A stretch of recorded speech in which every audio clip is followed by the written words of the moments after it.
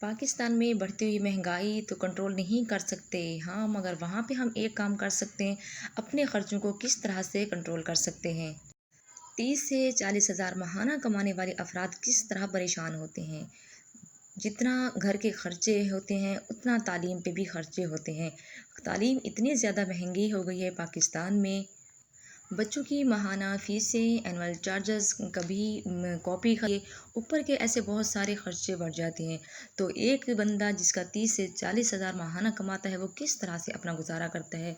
Gas पानी बिजली के बिल भी अदा करना और पूरे घर की माहाना ग्रॉसरी, ये भी एक अहम पॉइंट होता है कि किस तरह से हम अपने खर्चे को कंट्रोल कर सकते हैं। अस्सलाम वालेकुम, कैसे हैं आप सब। आई होप आप सब ठीक होंगे।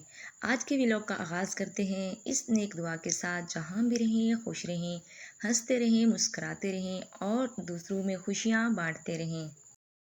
यहाँ पे जी 3 बजे का टाइम था और मैं चली गई थी बचत बाज़ार, कुछ सामान लेना था। थोड़ा थोड़ा सामान मैंने लिया। मैंने कहा चलो ये महीना पूरा कर लेते हैं, क्योंकि महीने का एंड चल रहा था। अभी तो महीना खैर शुरू हो गया है जब मैं वॉइस ओवर कर रही हूँ। तो ये उस वक्त की मैंने वीडियो बनाई थी और मैंने थोड़ा थोड़ा ही सामान लिया था। 50-50 के मैंने कुछ सामान लिया था, जैसे ज़ीरा ख़त्म हो गया था और साबुत गरम मसाला नहीं था, हल्दी नहीं थी, उसमें सौंफ ख़त्म हो चुके थे, ये मैंने लिया था। थोड़ा-सा मैंने सामान ख़रीदा, 1 किलो टमाटर ख़रीदे और 1 किलो मैंने लौकी को 2 हिस्सों में मैं बना लूँगी, क्योंकि आधी मैं अभी बनाऊँगी और आधी जो है मैं बाद में बनाऊँगी। और कुछ मुझे ज़रूरत का सामान मुझे और भी लेना था बच्चों के लिए। जहाँ पे मैंने 1 किलो सब्ज़ी ली थी, वहाँ पे मैंने 1 किलो 1 पाव मैंने शिमला मिर्च ली थी। एक दिन मैं शिमला मिर्च और आलू बना लूँगी और जो 1 किलो सब्ज़ी मैंने लिए, इसको 2 हिस्सों में तक़सीम कर लूँगी। आधी अभी बना लूँगी और आधी जो है 1 दिन छोड़ के दोबारा मैं चने की दाल में इसे बना लूँगी। ये 3 दिन की मेरी सब्ज़ी होगी। बाकी जब कम ले लूँगी, क्योंकि इतना ज़्यादा मैं लेके रखती नहीं हूँ। वैसे भी मेरा फ्रिज काफ़ी दिनों से ख़राब पड़ा हुआ था। और वैसे भी जब मैं बाज़ार जाती हूँ तो मैं इतने ज़्यादा पैसे नहीं लेकर जाती। जैसा कि आप लोग जानते हैं कि हाउसवाइफ़ को जितनी भी चीज़ें हम बाज़ार में देखते हैं, दिल तो सभी का कि ख़रीद लें। जितने पैसे हम लेकर जाते हैं उतना ही हम खर्च कर लेते हैं, क्योंकि घर की बहुत सारी ज़रूरत की चीज़ें तो ख़त्म हुई होती, लेनी तो होती है। मगर मैं अपना ख़र्चा किस तरह से कंट्रोल करती हूँ, पैसे मैं जब भी बाज़ार जाती हूँ, पैसे मैं मुझे अंदाज़ा होता है कि मैं इतना मेरा मैं जो चीज़ें मुझे चाहिए होती हैं उसी हिसाब लगा के मैं लेकर आ जाती हूँ। ज़्यादा पैसे मैं नहीं लेकर नहीं जाती।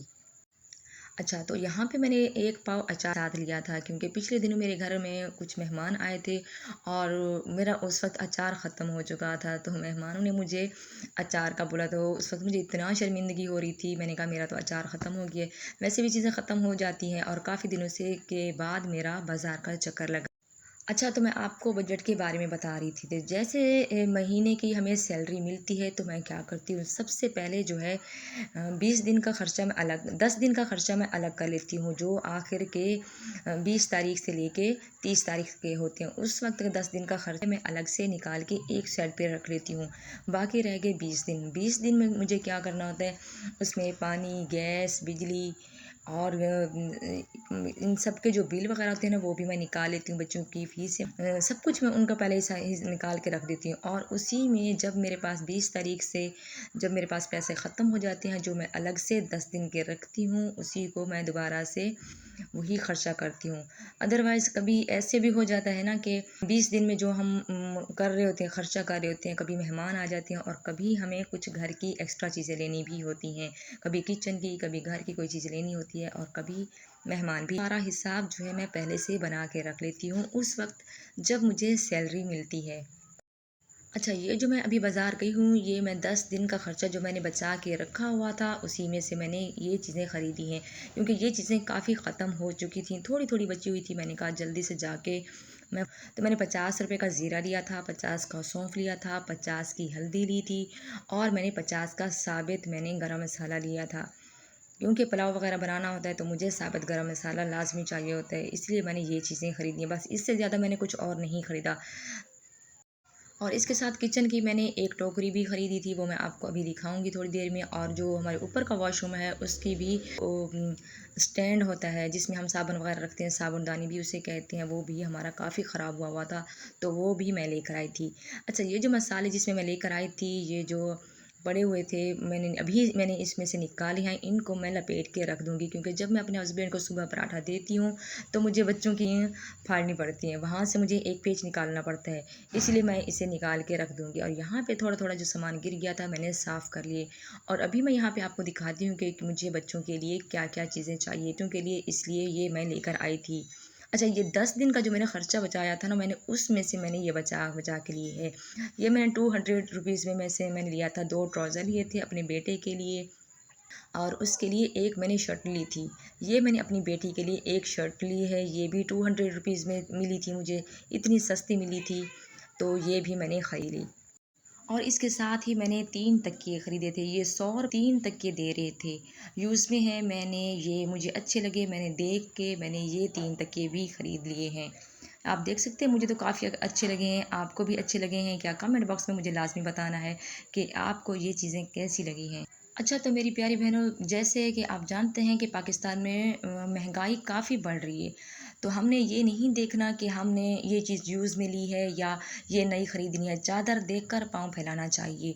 हमें जो चीज़ अच्छी लग रही है, हमारी जितनी रेंज है, हम उस हिसाब से अपना ख़र्चा करेंगे। ना तो हमने किसी से उधार लिया है और ना कुछ, ठीक है ना? हमारी अपनी रेंज इतने में थी जो हमने चीज़ ख़रीद ली। और मैं समझती हूँ कि इसमें शर्माने वाली हमने किसी से उधार नहीं लिया, हमारे अपने पैसे थे। कहते हैं ना, चादर देकर पाँव फैलाना चाहिए, ठीक है ना? तो ये चीज़ें जब हमें ज़रूरत होती है, ये तो नहीं है कि हम किसी से उधार ले लें, उससे मांग लें, रिश्तेदारों से ले लें, इसमें शर्मिंदगी होती है। अपनी चीज़ें, अपनी रेंज और अपना माइंड होता है कि हम किस तरह से अपने खर्च सकते हैं, वो भी कम पैसों में हम ये सारी चीज़ें ख़रीद सकते हैं। अच्छा, तो किचन के लिए भी आपने टोकरी देखी, मैंने वो एक टोकरी ख़रीदी थी और एक साबुनदानी ख़रीदी थी। ये दोनों चीज़ें, तो जब मुझे इनकी प्राइस भी कुछ मुनासिब थी, तो मैंने ये दोनों चीज़ें ख़रीद ली और ज़रूरत भी थी। और जैसे मैं घर आई थी, क्योंकि शाम का मुझे खाना भी बनाना था, आप देख सकते हैं कि मैं 1 किलो लौकी लेकर आई थी। इसमें से मैंने आधी पका रही हूँ, आधी मैं इसको रख दूँगी, आधी मैं एक दिन छोड़ के, जैसे मैं अभी शिमला मिर्च लेकर आई हूँ, तो दूसरा जो दिन होगा उसमें मैं शिमला मिर्च और आलू बना लूँगी। और वो दिन छोड़ के तीसरा दिन जो आएगा उसमें मैं ये जो लौकी अभी मैंने बचा के रखा है वो और चने की दाल में बना सालन हो जाएगा 3 दिन के लिए। यानी कि 2 सब्जियां लेकर आई हूँ, ये मेरी 3 दिन चल जाएंगी। बाकी का जो हफ्ता बचेगा उसमें से मैं कभी बना लेती हूँ प्याज और अंडा बना लिया, और कभी आलू अंडे बना ली। इस तरीके का मैं अपना जो हफ्ता होता है वो चला लेती हूँ। और आखिरी के जो 10 दिन है, मैं उसमें भी इस तरह का कर लेती हूँ। अच्छा, जब मैं बाज़ार से वापस आई तो मैं काफ़ी थक गई थी, और जब वापस आई तो मैं पैदल आई थी।